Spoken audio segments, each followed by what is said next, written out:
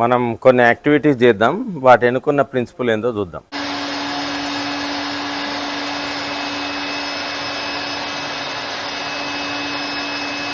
Water తీసుకున్న కనిపించడానికి colour వేసిన. ఇందులో ఒక స్ట్రా ఉంది. ఈ స్ట్రా మీద నేను వేగంగా గాలి ఊదితే ఏమవుతుంది?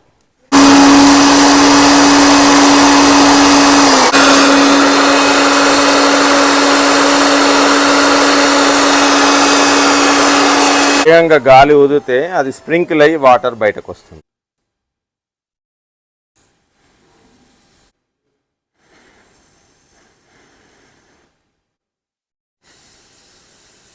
పేపర్ ముక్క నేను పైకి లేపడానికి ఇలా ఊదితే పైకి వస్తుంది. నేను అలా ఊదకుండా ఇప్పుడు ఇలా ఊదితే పైకి వస్తుంది.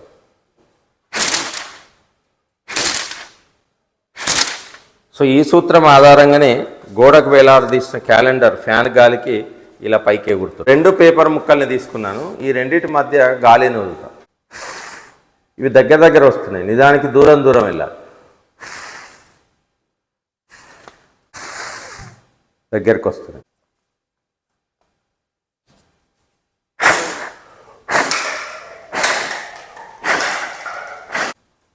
ఇది ఒక చిన్న బాల్, దీన్ని గరాటులో వేస్తా. నేను వేగంగా గాలిని వదిలితే కింద పడుతుందా లేదా చూద్దాం. ఇది అలానే ఉంది, తిరుగుతుంది కానీ ఎగరట్లేదు. ఇప్పుడు కింద పెట్టి చూద్దాం,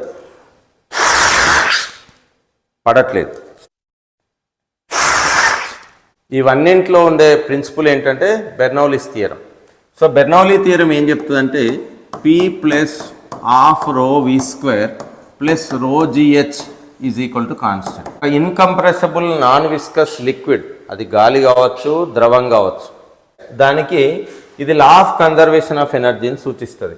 so energy per unit volume so స్థిరంగా ఉంటుంది, కాన్స్టెంట్గా ఉంటుంది. ఎప్పుడైతే pressure plus v² is constant అని రాస్తామో వేగం పెరుగుతుందో ప్రెజర్ తగ్గుతుంది.